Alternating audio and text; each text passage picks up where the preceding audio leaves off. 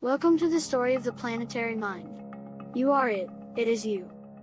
In psychotherapy, a patient breaks down and cries out to his therapist, "Please tell me who I am." That night, the psychologist, in a conversation with her casual lover, breaks into tears when he refers to her syncretized system of beliefs, composed as it is of equal parts Christian orthodoxy, medieval monasticism, and New Age Eastern mysticism as backwards superstition. That same lover, after he stalks out disappointed that such a brilliant doctor and healer could be so wrapped up in her past life regressions, reincarnated ascended masters, and spaceship commanders, goes alone to his apartment and enters into a state of deep contemplative meditation where he prays, as a poet, to the lost gods of the ancient oracles, seeking his eternal name in the midst of antiquated epics. To what do we owe our deeply felt crisis of identity? There is no one cause. What we feel within is but a reflection of what is occurring around us. Identity has been based for eons upon a set of complex relationships between the individual and the environment embodied in culture and language, which are the great mediators between them. But these mediators are eroded beneath the tread of modern society and communication. Sioux writer Elizabeth Cookland noted that the singular defining characteristic of modern American people is the collective search for an answer to the question, "Who am I?" The singular defining characteristic of indigenous peoples is the maintenance of the understanding of who are we. Individualism and democracy have resulted in many material and political advances, but have led, at the same time, to alienation, fragmentation, divisiveness, selfishness, greed, and the growing planetary identity crisis. The prevalence and popularity of self-help books, channelers, crystal healers, empowerment workshops, multicultural gurus, and fundamentalist evangelicals are all expressions of this problem. We live in a world such as has never before existed. We wildly seek for some new model, an altered paradigm, a worldview which allows us to connect ourselves to a greater whole without losing our sense of individual value and worth. There is an obvious need for a new approach to living and dying in the 21st century. We seek understanding of the changes enfolding us, but are at the same time frightened by the implications. Some return to the past, some hedonistically hold to the moment, and a few brave souls look cautiously into the future, hoping to glimpse something that will save them from massive confusion. The world is changing ever more rapidly. Conflicts and tensions prevail around the globe. Some populations live in the extremes of deprivation that harken back to the Middle Ages, while only a few hours flight time away others build palaces and live in resplendent luxury and die from the diseases of overconsumption. How are we to deal with the contrasts? We can ignore them and retreat into cocoons of indifference. We can become fanatics and join the countless causes which seek, based on the old worldview which no longer suffices, to clearly redefine the human experience. We can engage in the use of psychotropic agents as the shaman of our ancestral tribes did when environmental pressures got to the point someone needed to alter their frame of reference in order to see alternatives. Or, we can simply give it as little thought as possible and indifferently live from day to day. Is there no hope? Is there an alternative? It is possible that a view of our lives in the world we live in can be synthesized which allows us to come to terms with our time and place. We can learn to believe in a way which transforms our conscious awareness and at once ties us into the greater wholeness of being, of which we are each tiny, but significant parts, and brings us a feeling of quietude within ourselves.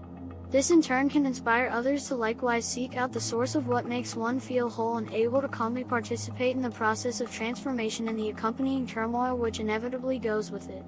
The resulting optimism, the feeling that the world makes sense, that things are somehow connected, that we know who we are, can bring us to rest, and put an end to the crisis. The crisis is over when alienation, fragmentation, and the breakdown in the integrity of the identity are overcome and we are joined, brought together, and reunited at their core, within the greater whole.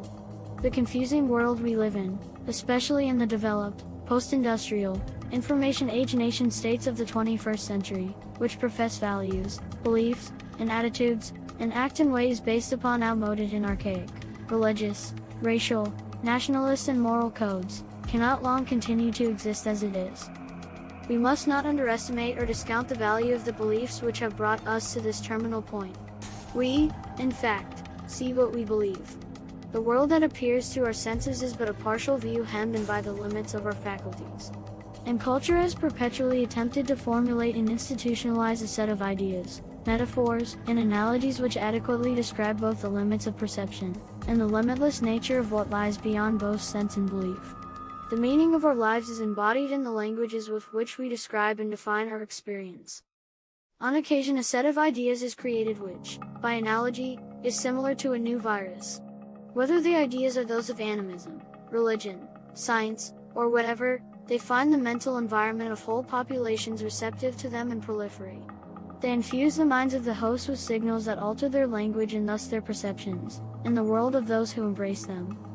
In our time and place, out of the confusion and conflicts being generated by the systemic transformation we are undergoing on a planetary scale, I have found only one seed of thought which appears to be sufficient for the purpose of redefining the process we are all part of. This is the model of interconnected systems joining together as extensions of the universal mind to form a global entity that is able to organize and regulate its own energy systems and resources in an efficient, equitable fashion that ensures at least minimal subsistence for all, and a subsequent lessening of conflict throughout the world. But adopting such a view means a full transformation of our personal perceptions, our families and societies, of our nations and races. The way in which a personality overcomes the crisis of transformation and approaches an integrated state of being and a coherent identity is through an alteration of the basic premises upon which the old identity was built.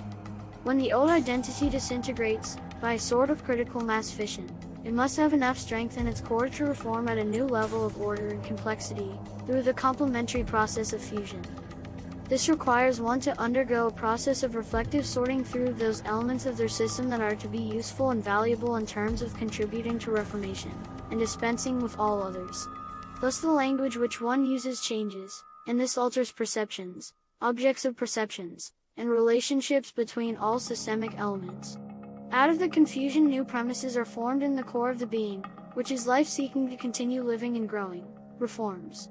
The internal being reorganizes its boundary layers to create the expression of a new identity. In systemic terms, this process is the same for a molecule, a cell, an injured organ, a confused individual identity, a tension-ridden disintegrating culture, or a planet. By analogy, the process can be extended in every direction. By adopting an altered frame of reference based on the perceptions and sense of identity of an integrated, whole mind, the identity crisis can be overcome and the psyche healed with time and hard work.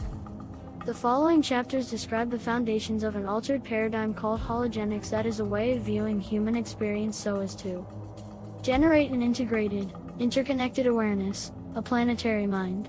It tells the individual how to look at the world in such a way as to see beyond the divisions and confusions inherent in an apparently fragmented world, and to find ourselves, to see that we are unified within the universal mind.